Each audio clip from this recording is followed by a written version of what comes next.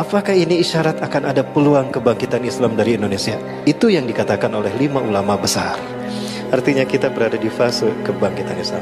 Demi Allah, dalam hitungan sejarah, detik-detik kebangkitan Islam tidak lama lagi. Allahu Akbar. Allahu Akbar. Dan itu artinya kita akan menyaksikan khilafah tegak kembali.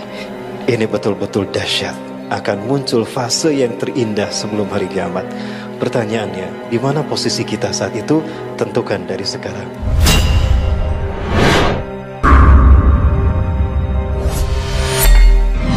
Di tahun pertama dari 3 tahun ini, Allah memerintahkan langit menahan sepertiga airnya, maka sepertiga air tidak turun. Dan Allah melarang bumi untuk tidak menumbuhkan sepertiga tanamannya, maka kekeringan merajalela di mana-mana. Di tahun yang kedua, Allah memerintahkan langit antah bisa sudusai matriha. Allah perintahkan langit menahan 2/3 airnya. Lalu Allah perintahkan bumi menahan 2/3 tanamannya. Maka gagal panen makin tersebar di seluruh dunia. Nah, yang di tahun ketiga, Allah perintahkan pada langit untuk menahan semua airnya. Fala tuqtiru qutrtum minal minas sama. Maka tidak akan ada satu tetes pun, 1 tahun tuh nggak ada setetes hujan pun. Dan setahun itu tidak akan ada satu tanaman pun tumbuh. Akan banyak manusia yang mati karena kelaparan dahsyat itu. Ya, Siti Aisyah bertanya, "Ya Rasulullah, fabima ya'ishu nas bidzalika zaman ya Rasulullah?" Wahai Rasulullah, lalu manusia bertahan hidup dengan apa?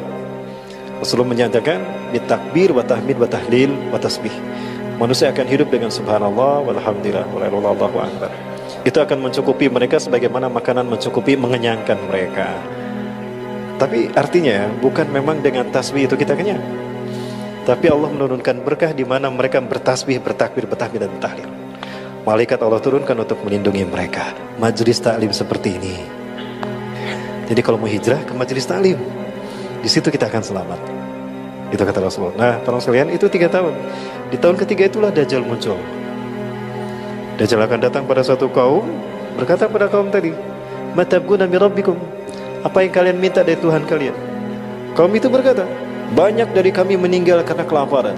Jika Anda bisa memberikan makanan pada kami, kami akan sujud menyembah Anda sebagai Tuhan." Maka Dajjal berkata pada mereka, "Mana pundi-pundi makanan kalian?" Maka mereka mengeluarkan pundi-pundi makanannya.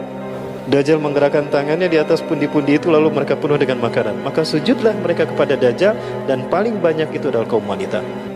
Lalu datang Dajjal kepada kaum yang kekeringan.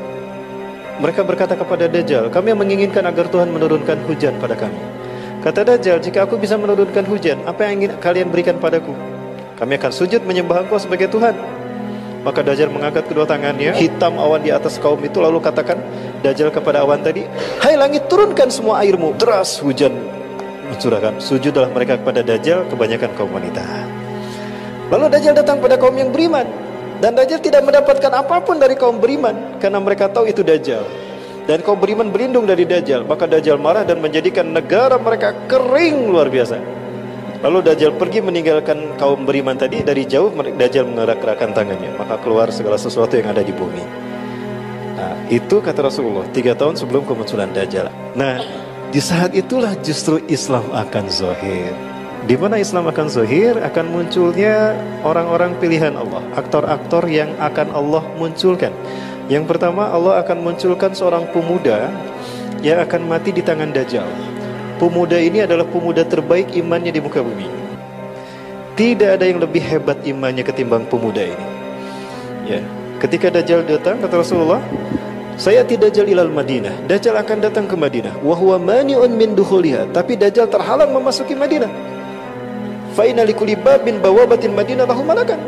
Karena setiap pintu gerbang dari Madinah ini dijaga oleh 2 malaikat, bisihamihim dengan panah mereka. Setiap Dajjal mau masuk dipanah dia. Dajjal takut, maka dia keluar, tinggal di bukit Jabal Habsi. Di saat itulah keluar pemuda tadi. Pemuda ini datang menghadap Dajjal. Orang sembunyi karena takut kepada Dajjal, justru dia datang menghadap Dajjal. Pemuda, kamu yakin gak aku Tuhan kamu? Yang aku tahu kamu Dajjal sebagaimana sabda Rasulullah. Dajjal marah, pegang dia, digergaji dari kepala sampai juga. Lalu Dajjal berkata di tengah-tengah tubuh pemuda ini, "Jika aku hidupkan kembali dia, apakah kalian mengakui aku Tuhanku? Apa kalian masih ragu aku Tuhan kalian?" Tidak. Dajjal menyatukan tubuh pemuda ini dan bertanya lagi setelah dihidupkan, Ya gulam, majita tartabuna li'ani rabbuka.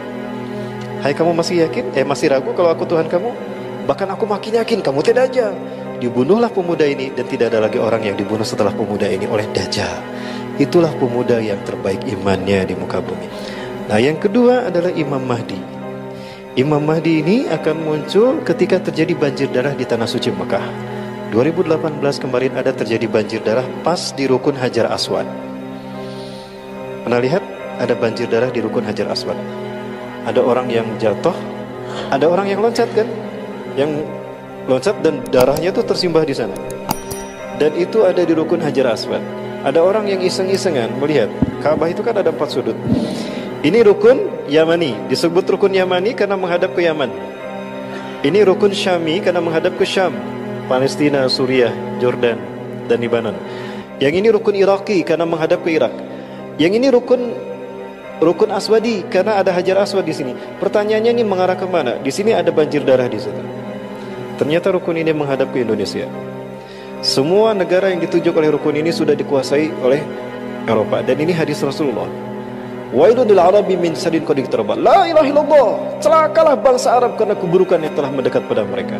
Irak bangsa Arab, Syam bangsa Arab, Yaman bangsa Arab, Indonesia Nusantara.